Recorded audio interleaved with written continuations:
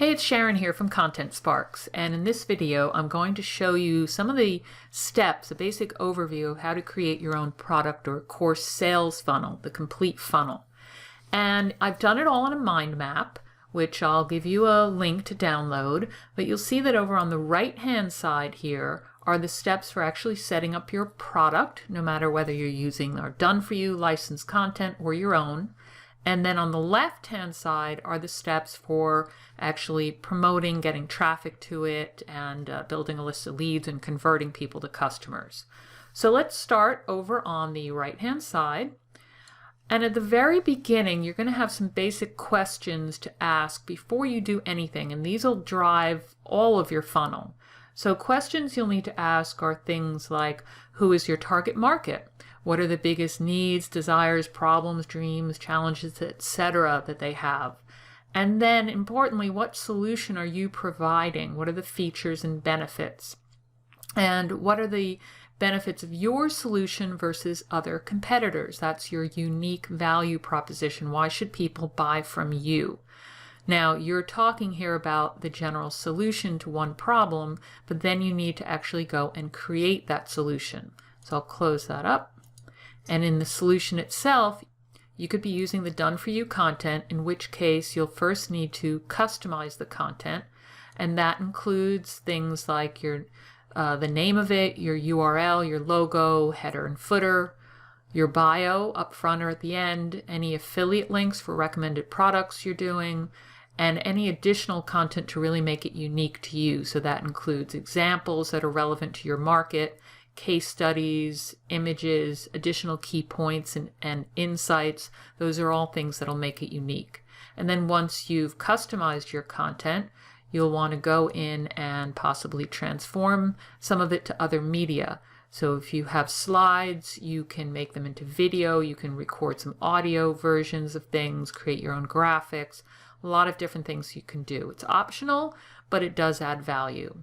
And creating graphics, you'll definitely want to create your own e-cover graphics so that whatever you do doesn't look like everyone else. So you have your product based on whatever solution you are targeting for the whole funnel, and then you'll need to set it up, package it, and upload it somewhere to whatever hosting you're using. That could be your own server, such as a self-hosted domain.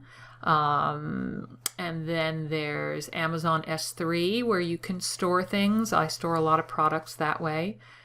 Some shopping carts actually allow you to host things there.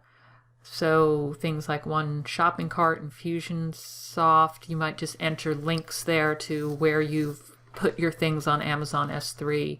Or you might, if you have a course, you might be using a course platform like Teachable, which I have. Thinkific, Rizuku, most of them have a place where you can actually upload your content, and that makes it very, very easy to do. You'll then need to have some sort of buy link or button. Depending on where you've put your content, you can usually grab a buy button, or it might be built in. And a platform like Teachable, they're already going to have the buy button in there. So that in an all-in-one solution, you won't need it. Otherwise, you can create something via PayPal, via a platform like JVZoo or ClickBank or Zaxa, somewhere where they're hosting, have a hosted cart. Or there are WordPress plugins as well, like I use WooCommerce. And the buy button actually is built into there. There are membership sites like Amember. And if you are putting a link directly into a WordPress, you might need a plugin for Amazon S3 to protect it so people can't see it. So if you're new and you don't already have some sort of platform, go for what's easiest, something like a JVZoo or a Teachable if it's a course where you can have it all there done for you. So you have your buy link, you've uploaded your product, and then you need some way to sell it. For people to actually give you money from a page. So you'll need a series of sales pages. The sales page itself, a thank you page that people get sent to after they've purchased, and then the actual product page, whether it's a download from a page or if you've done a course on a platform like Teachable, it'll all be there in their curriculum. And I recommend you always use proven templates for your sales pages. If you do know HTML, you can do that. though it's more difficult. So that's a last resort only if you know how to do coding. There are WordPress plugins as well. I use OptimizePress, but a lot of people like Thrive themes. And if you are using any copy that you've been given for a sales page, make sure you rewrite it to be unique and sound like you. And then if you're not using one of those all-in-one solutions, you'll need to add the buy link that you created, whether it's from PayPal or JVZoo or somewhere else. And as I mentioned, there are cloud-based platforms for this as well. There's Lead Pages, which I use for certain things. I use OptimizePress for my sales pages, but Lead Pages for other things. Unbounce is very popular. ClickFunnels is another one. Again, you'll have to add in a link in there that'll take them to whatever shopping cart you have. Thank you page, again, use a template. Product page, the download page, again, you can use a template in any of these, whether you're using a WordPress plugin or a cloud-based platform. So you have your sales pages set up, your thank you, your download, and then just test everything. Either set the price to 1 cent or create your own coupon to give yourself 100% off and do the buy, and then set the price back. Make sure everything's going through your payment platform, whether it's PayPal or something else. And then your product is all set up and ready to sell, so you need to drive traffic to it and start getting leads and convert them to customers. So let's go back over to the left side here. And you need to start by creating all your funnel content. So before you set up anything, you need to set up all the content that's going to go into that funnel. So that starts with an opt-in gift, so you can actually convert cold traffic to a lead, somebody that's actually really interested in your product. And there's a variety of different types of opt-ins you can do. We give you some in some of our packages. Some of our packages you could actually use as the opt-in itself. So you can use a guide, you could keep it simple, a checklist, template, cheat sheet. Those are some of the easiest ones, as well as some of the most popular. An autoresponder series, so like an email course, video, audio, a webinar is very popular, though not necessarily for totally cold traffic, the people that have never heard of you. These days, it's better to give them something else first and then lead them to a webinar. Could be a coaching trial, a strategy call, a challenge, lots of different options there. And you can use any of our done-for-you content to create those. So you have your gift, your bribe, whatever you want to call it, for that people will give their email for. Have that all created. If you want to, and you're already a little comfortable with funnels, you could create an upsell. That's a special offer, maybe after they've opted in, or on a download page, or on some other separate page. So that's optional. Let's not go into that to make it too complicated. You'll also need all your email follow-ups set up. There are 2 types of follow-ups you need. One is for prospects. Those are people that opt in to get that free gift or webinar or whatever it is you've created.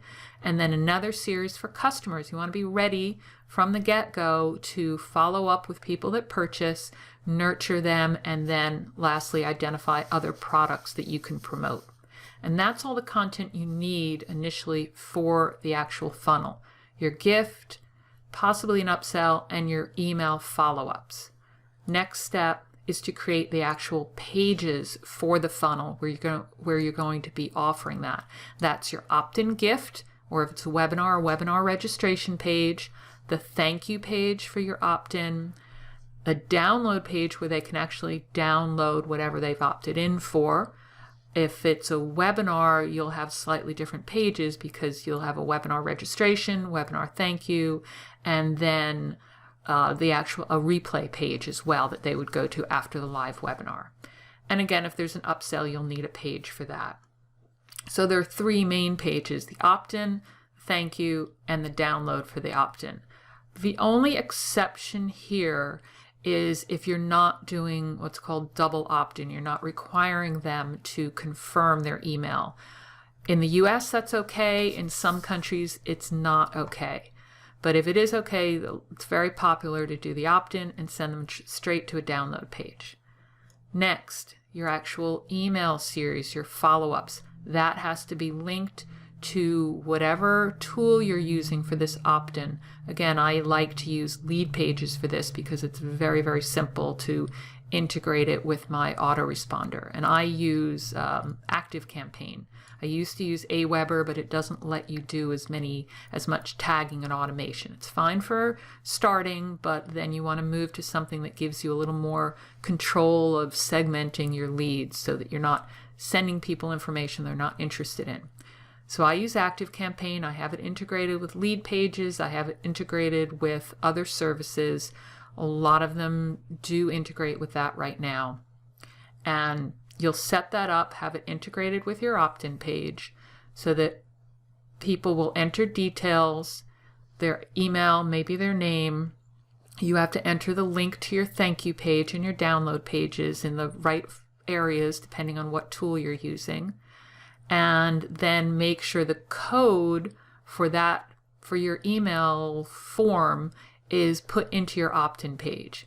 If it's integrated with something like Lead Pages, it's a very simple process of picking the form in some drop-down. You'll have to see when you actually pick a tool.